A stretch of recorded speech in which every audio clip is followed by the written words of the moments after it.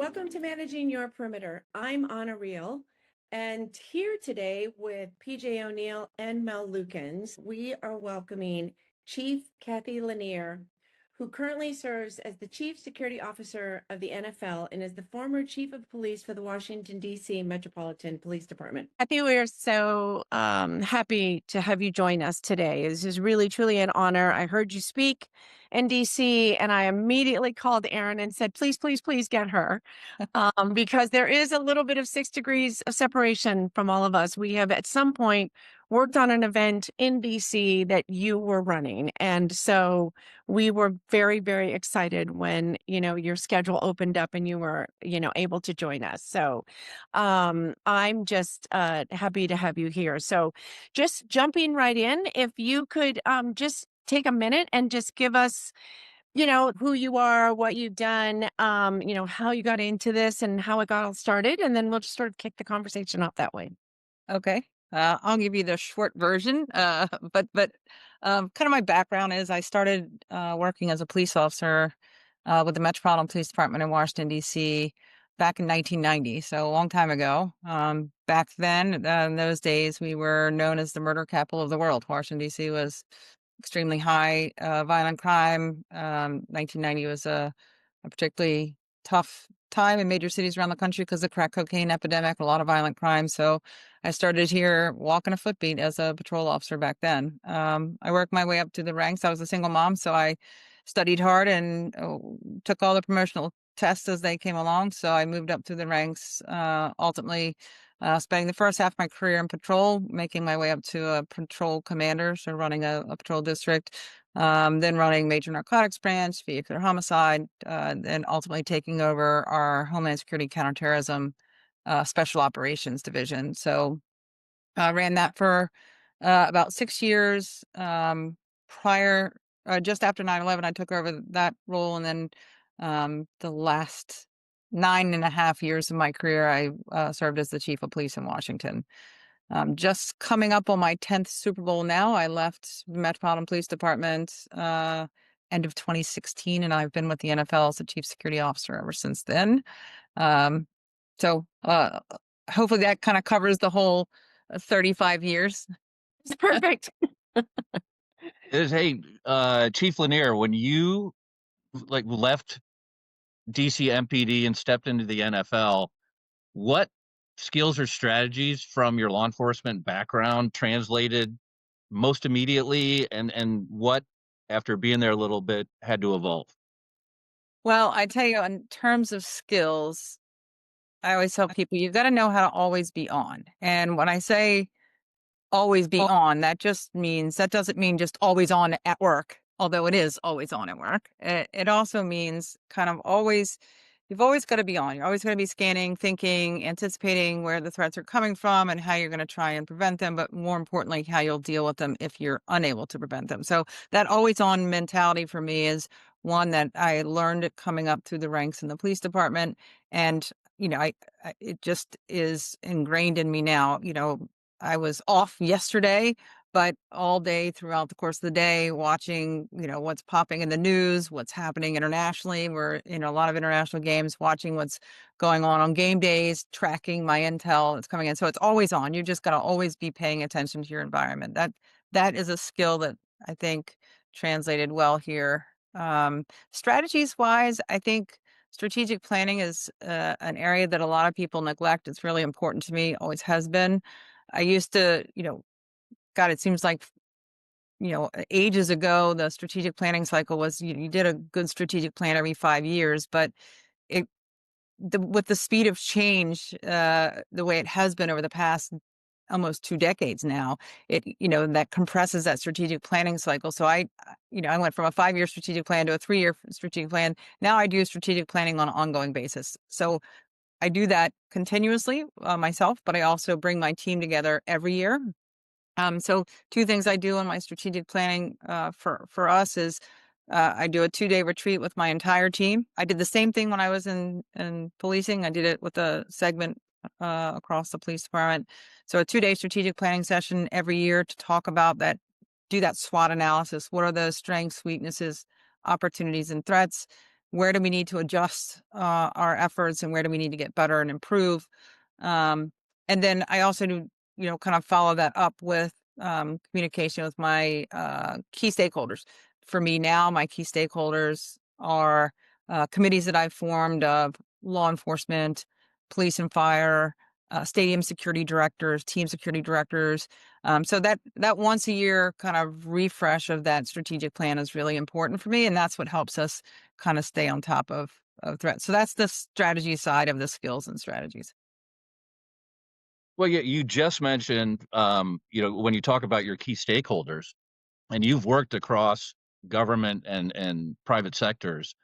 How do you specifically approach collaboration with, local law enforcement, federal law enforcement, and how do you view, what does true coordination look like to you when everything's on the line in the events live and in the planning and strategy process?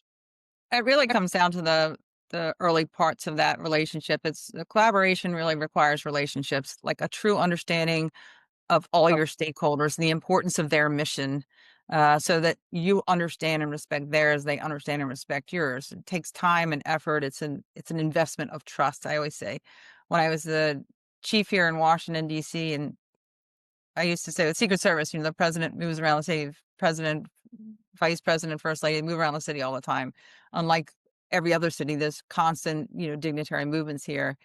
And I'd say to the Secret Service, saying, I understand your job is to move the president around the city. My job is to move the city around the president. So we've got to respect each other's missions here. So it's a long-term collaboration. Really is based on relationships and trust. You have to trust your partners. They have to trust you.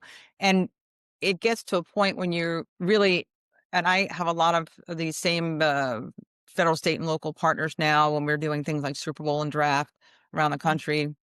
It comes back to that kind of investment of time up front. So when we get in there on game day and things are really moving, I know that they're thinking about my priorities when they're making their decisions, just like I'm thinking about their priorities when I'm making my decisions, while we're in that heat of the moment unified command. Well, and how it's fascinating to me how, and explain to me if I have this wrong, with running security for the NFL as a whole, as the organization, and then bringing in what I assume are other key stakeholders, meaning the individual club operators during those major league events. How do you, how do you coordinate with each individual club and their specific security needs? Do they fold into yours, or are they kind of dovetailed? How does that work?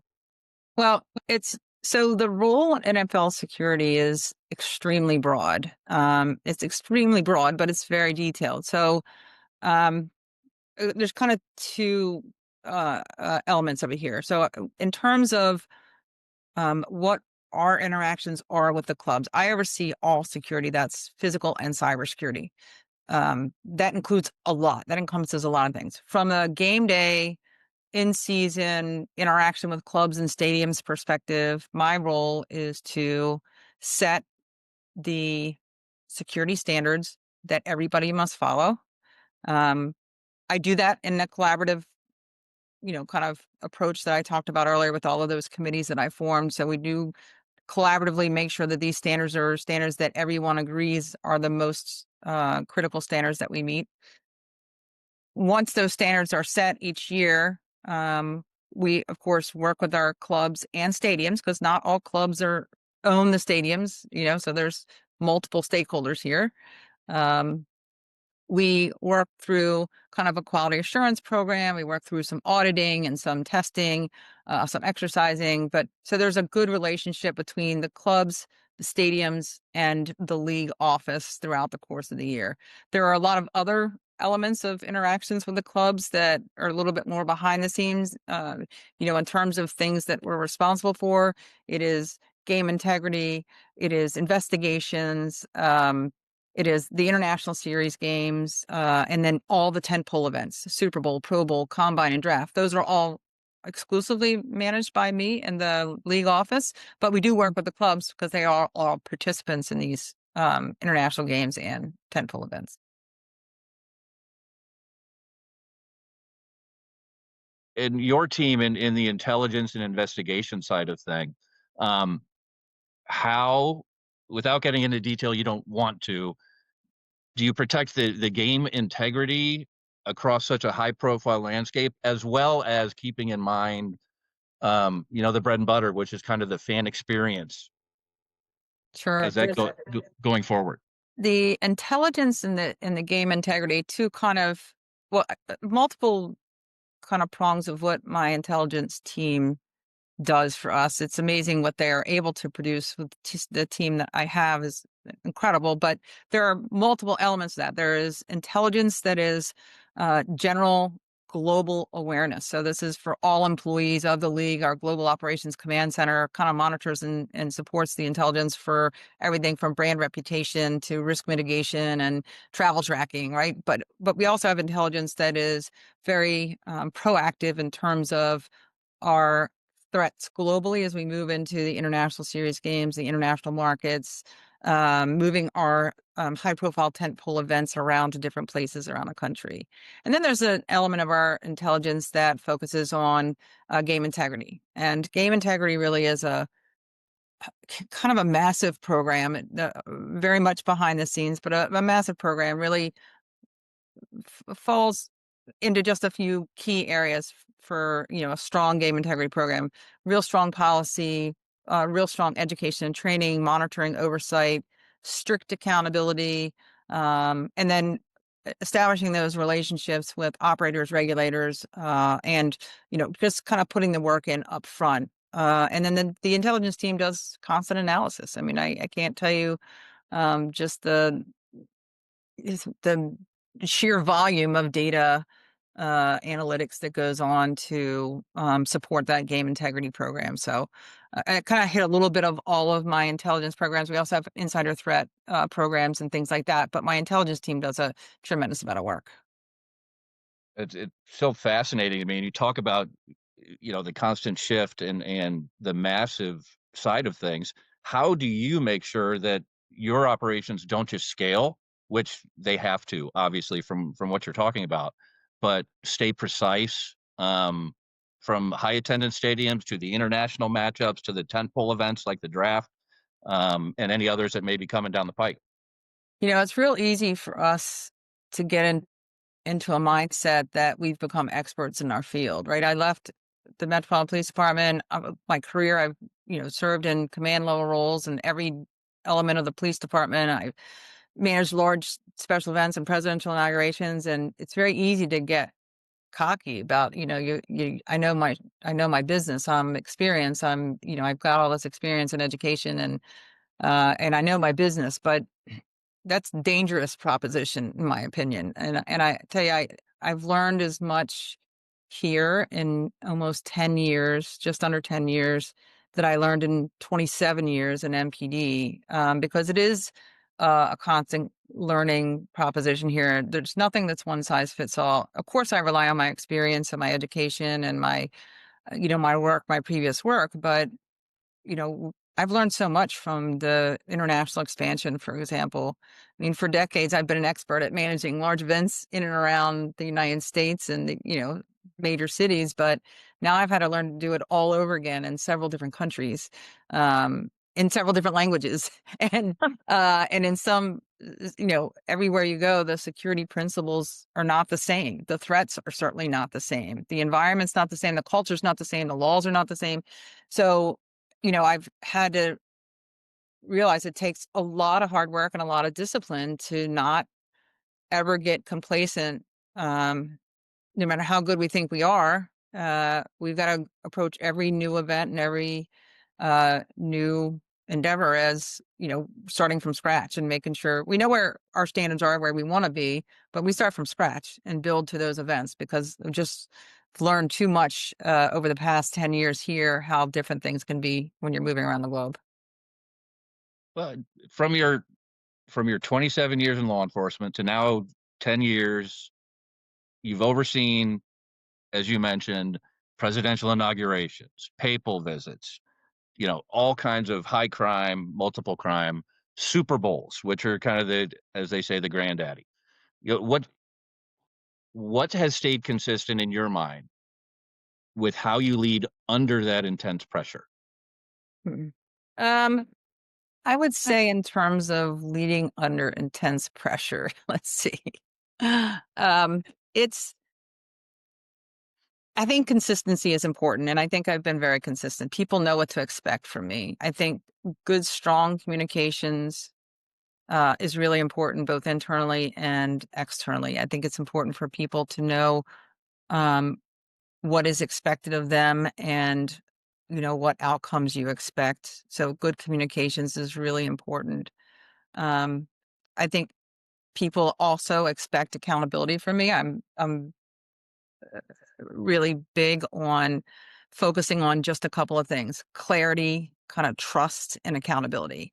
People perform, in my opinion, at their highest levels when they understand what the mission is and what you expect of them, when they feel trusted that you're going to let them do their jobs, and that they know that they're going to be held to a consistent standard, everybody across the board. So my role really is to set that direction, remove any obstacles that might be hampering the work that my team needs to do, and then build a really good team with diverse backgrounds and skills, and bring them all together in a united kind of team. So I think those three things would be the things that people will tell you they know about me from my 35 years of doing both of these roles. This episode of Managing Your Perimeter is brought to you by First Fence, the experts in keeping what matters most protected. Whether it's a temporary fence for your next big event or a permanent solution for your business, First Fence delivers with speed, precision, and peace of mind. Trusted by pros in construction, events, and beyond, they've got safety down to a science. Need a fence?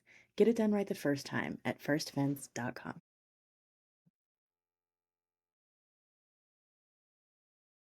Chief Lanier, thanks for being with us today. Having spent a few hours in DC working inaugurals with what was then your team there, I was always impressed with the MPD folks that we got to work with, their ability to resolve issues at their level, and hopefully not have to involve you very much.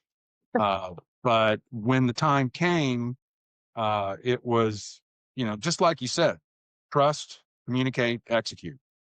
And I was really honored to have participated, as has Anna and PJ, in so many events in DC, when you were there. Now that you're gone, it's just not the same. We'll move on. So here's a really softball question for you. Who's your favorite NFL team? I like all 32 equally. Great answer. Great answer. And I kind of saw that coming, but I figured I'd just go ahead and take the risk. Stepping back for just a minute, a few years, and we'll stop using the number now. When you were working the Operation TIP program in DC, and your work with Homeland Security, and this was at a time that's even more years ago back than that. Mm-hmm. But how has your thinking about threat prevention now changed with all the new technologies and all of the different risk types, and thinking of that both domestically and foreign, because you've got a whole new element that's really been ramped up over the course of the last 4 or 5 years with these international games, which you alluded to earlier. Yeah. I mean, look, my passion for the number of years that I focused on counterterrorism and homeland security and counterterrorism and intelligence work that I did, I've remained really engaged there. I've been on Homeland Security advisory committees. I still chair a couple of Homeland Security advisory boards and working groups. So my passion has always been in that counterterrorism world, and I do think that that's an element, sadly, that's going to be with us for many, many years to come. These are, like so many other threats, these are threats that can have catastrophic consequences, but technology is just accelerating that threat. So the whole counterterrorism element of it is still there. It's just that now we have opportunities, one, to use technologies to help us to better detect and defend against some of those threats. But at the same time, the technology has also created a lot of new threats. I mean, obviously for me in the stadium mass gathering world, drones, we've been fighting legislative remedies for that for 12 years of my life, working to try and get some final progress on counter drone authorities. But so the technology continues to grow, and as it continues to grow, we've got to kind of keep pace.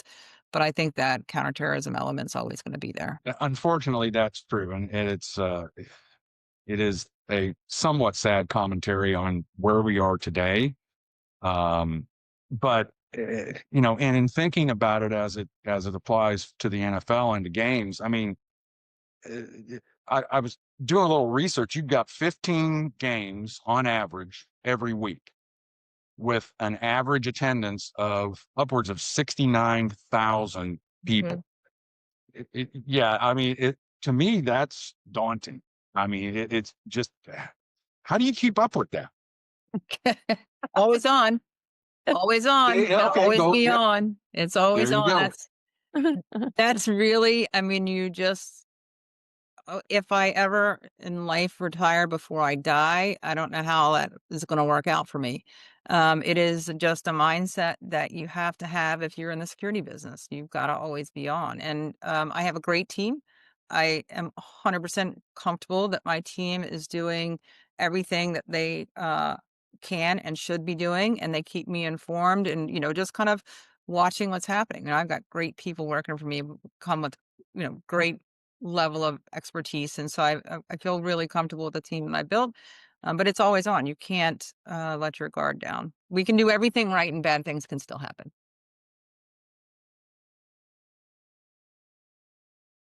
What is a normal day for you, vis-a-vis intelligence review, meetings, travel? I mean, what's your normal 8 to 5? Which I know it's not an 8 to 5, so sorry about that. Well, I travel about 160 days a year. So I spend a lot of time in airports and traveling. Most of my travel is not in support of games per se.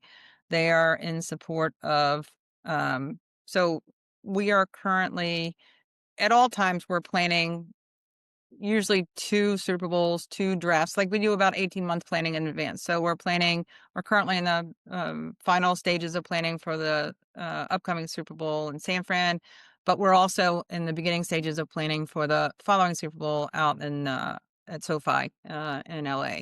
At the same time, we're in the final stages of planning for the draft in Pittsburgh, and we are working on the beginning stages of planning for the next draft, which will be here in Washington, D.C. So it is those multiple trips out for those large tentpole events. We've been getting more than 600,000 people per draft since 2019. In 2019, we had 600,000 people in Nashville for the draft. Last year, we had 775,000 people. I think 650 or so in Detroit the year before. So these are big events. They're multi-day events with lots of venues. So those are a lot of planning effort. And then planning for international series games, because we're moving to new markets each year. All the hard work I put in place to work on Sao Paulo, Brazil, and build those relationships with the police and all those stakeholders. Now we're going to be playing this year in Rio instead of Sao Paulo. So it starts over again. And then we're going to be playing in Australia this year, kick off next year. So it's a constant travel around the globe and, make these relationships, build that strategic partnership, build these plans, work with my team. The only real games that I go to be fair, the only games I work anymore, usually postseason, and then Super Bowl, of course, the big game, and the international games. I work all of the internationals. So that's pretty much. You really can't have a favorite team. You're rooting for them. That's right. But I do a lot of reading. Look, I'm a big proponent of, my intelligence team here provides me with a lot of things to read, and I read them every morning and every night. I get a daily dump in the morning. Some things come in through the day. I try and read them. If I can, I hold them for at night, and then I read in the evening. So really staying on top of those scouting reports that they do, global analysis reports that they do, that's really, really helpful. You can't do everything on the ground. You've got to do a lot of reading. Now, and yeah, I mean, I'm number one, I'm going to quit drinking coffee now because I'm just still daunted by the sheer numbers. When you talk about 600,000 for the draft, I mean, that's okay. Yeah, I'm going off caffeine. So, and in the kind of the boots on the ground level, when you're dealing with your approach, I assume you kind of follow the concentric circles approach, which obviously involves intelligence, an outer perimeter, and then those in the stadium as well. Is there a huge like uniform presence within the stadium, and is that controlled by the locals? So we do have a large law enforcement presence at all of our regular season games. We certainly have them at our international games. It varies by country on the international games. The police philosophy and how police are deployed. In some places they're armed, some places they're not.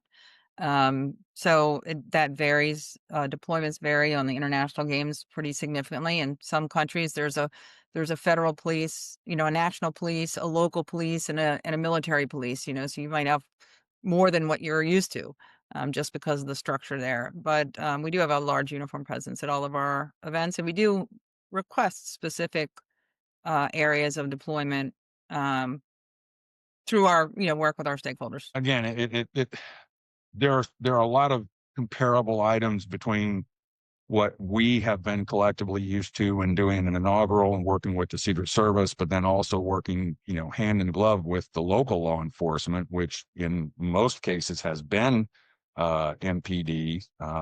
And you left a really good crew back there. And I think, well, I mean, I say that because again, having every one of us having done that, Chief, you certainly a much higher level. But we just found the level of cooperation amongst not only the local law enforcement, federal law enforcement, to be exemplary. And what we've also found is we inch it a little bit further forward each and every time, whereas we would maybe have 2 weeks to do it. Now it's going into 6 weeks. And I only say that from a planning standpoint because we learn as we grow in these things.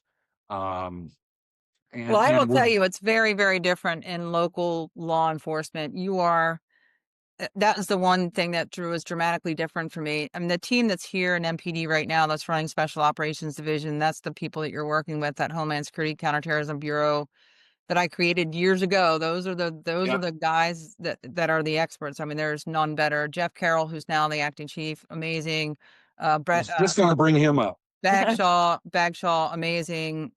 These are just really talented folks, all the way down to the sergeants and officers in the domestic security office. They're all just amazing people, and they know their jobs really, really well. But the difference is I have the luxury of time now and the luxury of other support systems that you don't get in policing. In policing, you're constantly fighting fires, you're constantly triaging, you're moving from one event to the next. And they don't have the same level of support that I have now. So in terms of what they're able to pull off and what they're able to accomplish in their planning timelines, they're much more agile because they have to be. They don't have any choice.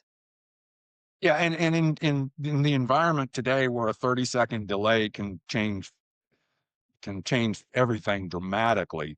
I mean, obviously you're using real-time intelligence throughout your entire program to help identify those things that you don't want to wait 30 seconds to deal with, and you're dealing with them immediately. And I know technology has just been one of those things over the course of the last, well, for me, many years. But even the last 10 years has changed so dramatically. But have you seen it as an improvement or a detriment? You talk about that 30-second delay changing everything. I always say in real-time intelligence for us, anybody in the security or protection world, it's the difference between reacting or staying ahead. 30 seconds can mean the difference between like a routine adjustment or like a really big problem. So Right. real-time intelligence is really important. I think it really serves as kind of central nervous system for us. It's gotten better because now we have multiple different ways of getting intelligence. I'm not just getting intelligence feeds from my intelligence team. I have the benefit of video and AI and, multiple partners and open source monitoring and all sorts of different things. So I get it from multiple sources now, but technology alone is not really enough. I think what matters is how quickly information is validated, right? There's information coming at us all the time from a lot of different directions. How quickly is that validated? How quickly can we share that? And how quickly can we act upon that? And that's where that theme that we keep going back to really comes in. And we built a structure so that the right people have the authority to make these immediate decisions without waiting through layers of approval, and that your partners that you're working with, your team, whether they're your internal or external teams, all are anticipating how each other is going to work in response to that intelligence as it comes in. So you just brought up something that we haven't really touched on, and that's AI. How has AI assisted? Just tell me how AI is helping you now. I mean, I use it for everything. I mean, you'd be foolish not to use it for security in today's world. There's so much that AI can do for us that, one, saves us a ton of money, because what we used to have human bodies doing, we can have cameras doing. Um, I mean, you name it. I mean, it's gun detection, it's gunshot detection, it's mass communication, it's object recognition, it's intrusion detection. Um, I use it for everything. There's really no excuse not to use it. I think, to try and make ourselves safer and to be more efficient and effective at what we do. So the robots are assisting and not taking over. Yeah, the robots. Yeah. Cathy, as I've been listening to this, and again, as I mentioned at the beginning of this, when I saw you speak, I knew that it was very important for us to try and to get a conversation with you, and to have you on our show. So I'm very appreciative of that. And your leadership has been called game changing. So when I look to things that you've done, and I'm thinking about sort of the future vision and kind of final thoughts as we wrap all of this up. What do you see as the biggest opportunities or challenges that are facing event security leaders now? Like or at least in the next few years? I know you've brought down your strategy to more like the 6 months and a year. So not for 5 years, but how do you see it, and how is it challenging for them now? So I'd say the biggest challenges for people in this business, the security world, is speed, the speed with which threats are evolving. Unfortunately, faster than traditional security keeps pace. I've been saying this for years. The speed of change is our biggest threat. Now, the opportunity really for us is to use technology, partnerships, and better training to stay ahead, and doing our jobs. Look, we need to capitalize on the technology and the speed of change as much as it's an adversary for us. It can be a benefit to us. So we need to use that so that we can do our jobs better and still keep events open, welcoming, and things that, events that people want to attend. Leadership really has to adapt quickly in this environment. And, one of the things I warn my colleagues about all the time is there's a lot of people that are, kind of head in the sand about cybersecurity. And I brought cybersecurity into the security department here 7 years ago now. And cybersecurity is an integral part of everything that we do. It's part of our security environment. That is the future of security. And you have a lot of security practitioners that really don't want to see that as their function, their role. And I think to their detriment, if they don't consider how cybersecurity impacts our security, I think it's going to be a real big challenge for a lot of people. got it. I think we're seeing that. And again, we're certainly not at the level that you are. But we're in this almost on a daily basis, as well as we continue to work these events. We've been very blessed and lucky to have done these, and so many of them in the last few years. And it's been nice for me to be able to build these teams with all of this knowledge, to come together, work with all of the stakeholders and different teams on the ground, especially in DC as well, and just all that wealth of knowledge that comes together. We're all coming together for the same mission and for the same things to figure all this out. And I definitely look up to you and all that you've accomplished.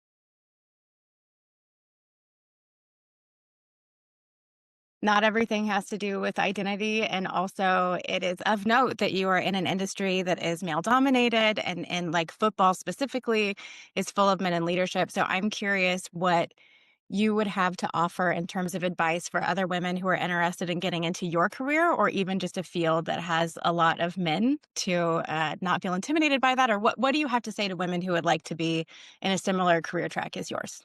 I mean, I always looked at, I grew up in a house with two older brothers, both in public safety, but I always looked at it when I started on the police department in the early 90s. It was really a tough environment for women.